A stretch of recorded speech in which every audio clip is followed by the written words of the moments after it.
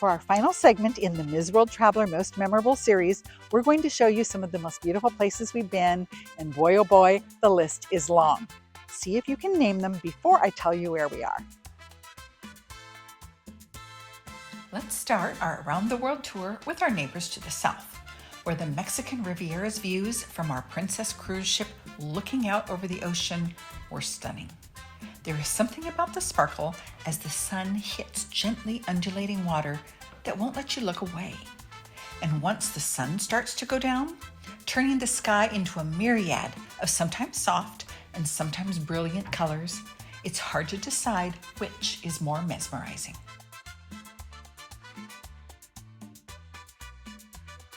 And if endless horizon views from the ship weren't enough, how about the ocean views from Old Town San Juan, Puerto Rico? Throw in the history of the military forts and bastion walls surrounding the city, and the abundant green vegetation everywhere, and the result is a truly tropical paradise. The small creatures thought so too, as resident cats, lizards, and iguanas inhabited the streets and parks, sunning themselves with nary a care. Further south, Brazil presented us with a question for the ages. Which is more beautiful, the beaches or the mountains in Rio de Janeiro? It's a trick question because both are breathtaking. That being said, the ride up the mountain on the tram to see the Christ the Redeemer statue, where you get to see both the beaches and the mountain ranges in one awe-inspiring panorama, earned a place on our list of most memorable.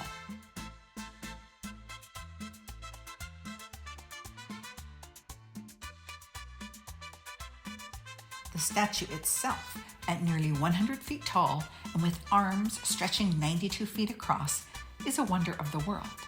And only by standing at the feet can you get a sense of the scale.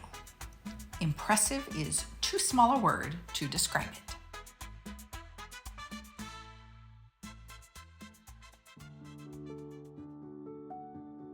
An easy hop from Rio to Buenos Aires, Argentina, there is a whole new world to explore. One of the most interesting places has gargoyles, ornate ironwork, stone carving, and stained glass. And all that is in Recoleta Cemetery. Different from other graveyards, nearly every family has a mausoleum, some of which haven't been visited in decades, and others which are cared for regularly. You could spend hours wandering around, enjoying the individual themes and architectural styles, and you still wouldn't have seen all of it.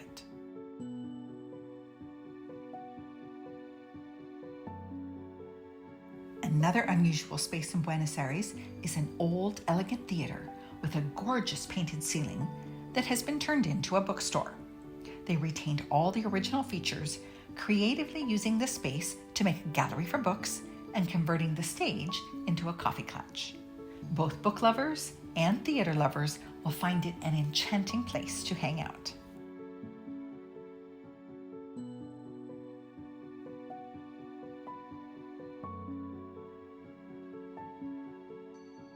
Moving northeast to Scandinavia, the Vigeland Sculpture Park in Oslo, Norway, is not only home to over 200 works of Gustav Vigeland from the 1920s to the 1940s, but also features meticulous landscaping, flower gardens, walking trails, and places to picnic, providing a free cultural experience for the whole family.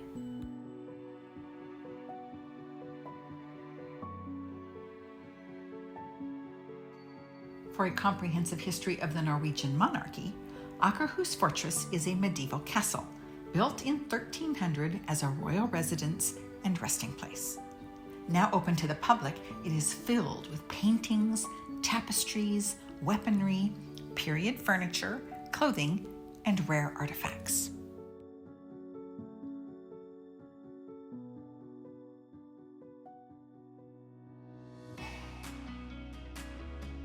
Not to be outdone, Stockholm, Sweden's Gamlastan, or Old Town, is a picturesque maze of narrow alleyways, monuments, and colorful row houses, and one of 24,000 islands that make up the Stockholm archipelago. With that much water forming the skeleton, you can be assured of spectacular views in every direction.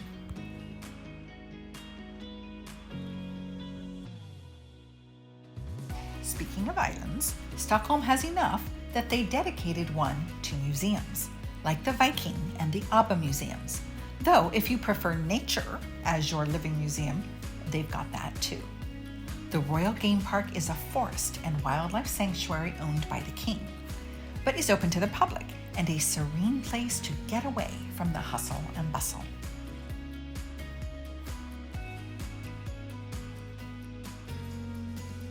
Across the North Sea to the west, the castle in Cardiff, Wales makes you feel like you're in a fairy tale.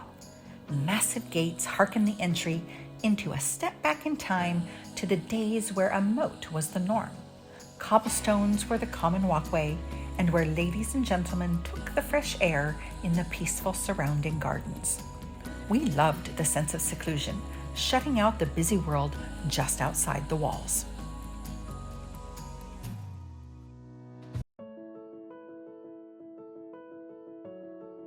Continuing south, you were expecting Paris to be on the list, weren't you? It's hard to explain why the French capital has a romantic feel, but everyone who has been there knows and understands. Even being busy with lots of people and traffic and noise, when you are walking through the Tuileries gardens, you don't notice it. When you're on a tour boat on the Seine, cruising past the Eiffel Tower, you don't notice it. Nor when you have a bird's eye view from the top of the Arc de Triomphe. It's there, but you don't care. It's magical.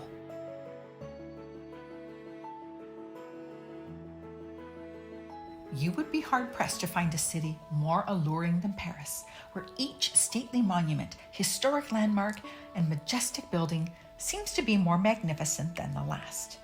Instead of the City of Lights, I like to call it the City of Delights, a delightful experience from beginning to end.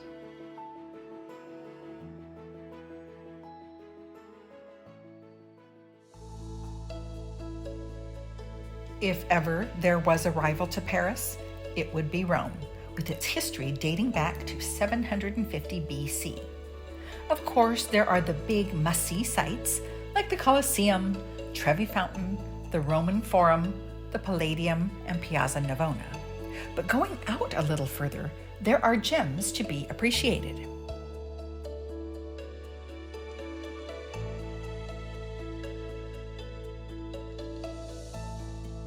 Considered one of the greatest civilizations in history, the Roman Empire excelled in large-scale engineering accomplishments, like the remains of the aqueducts, which were built to move fresh water from its source to its destination using gravity alone.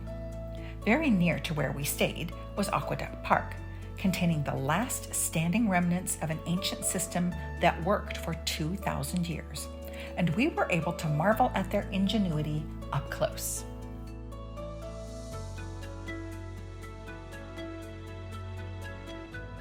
You've probably heard it said that all roads lead to Rome, and there is an actual reason for it. At the height of the ancient Roman Empire, they constructed more than 250,000 miles of roads to connect the furthermost regions of the realm, cementing their place in history as master road builders. The first of its kind and the wonder of its day in 312 BC, the Appian Way was the precursor to a superhighway, and because of its excellent and advanced engineering, you can still walk on it today.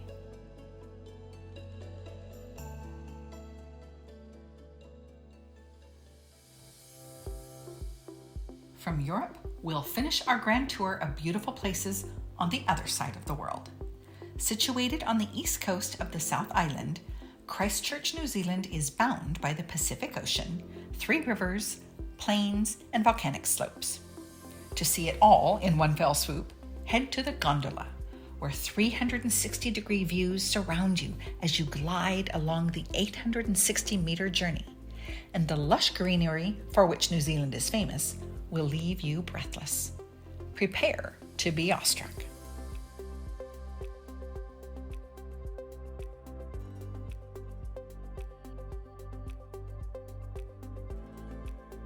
Christchurch is also blessed with a temperate ocean climate, which translates to moderate rainfall, moderate temperatures, and an average of snowfall only 3 times a year. which means it is almost always a good time to meander the miles of walking paths through the botanic gardens, enjoying the multitude of exotic plant species and mature trees, the conservatories, and lovely places to picnic along the way. We especially loved the Central Rose Garden with all the different colors and varieties, as well as the flowing streams and crystal clear ponds. Is there anything as soothing as the sound of trickling water?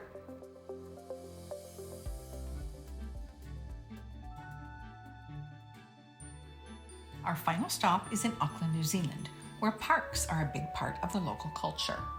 In 1843, 75 hectares were set aside around the cone of an extinct volcano to become Auckland Domain Park, the oldest and largest in the city.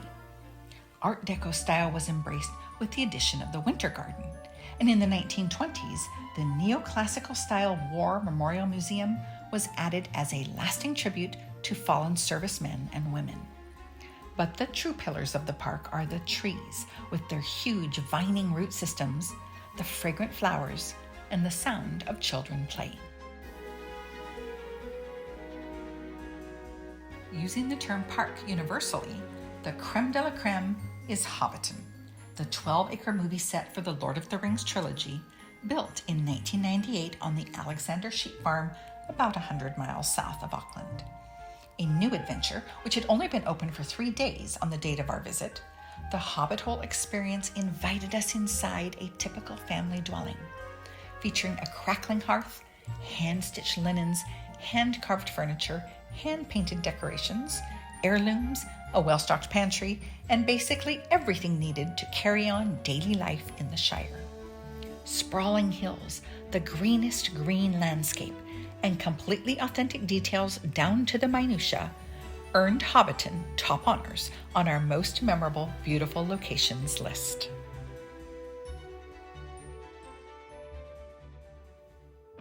Pretty incredible, right? And we're on a roll, but in our effort to continually evolve and bring you new and exciting content, we're changing things up a bit. Rather than focus on specific places, we'll focus on specific activities, locally, nationally, and around the world. Some of our themes will be Ms. World Traveler Goes Antiquing, shopping, to a museum, or to a market. And our activities might include Ms. World Traveler Creates, Designs, Plans, Takes a Class, and so on. We're excited about expanding our content, and I hope you are too. We'll be releasing our segments on Fridays, so be sure to subscribe to our Ms. World Traveler YouTube channel and turn on the bell for notifications. Up next, I'll take you on vacation with me, so stick around. I'm Ms. World Traveler Carrie Damiano, inviting you to go somewhere new and try something different.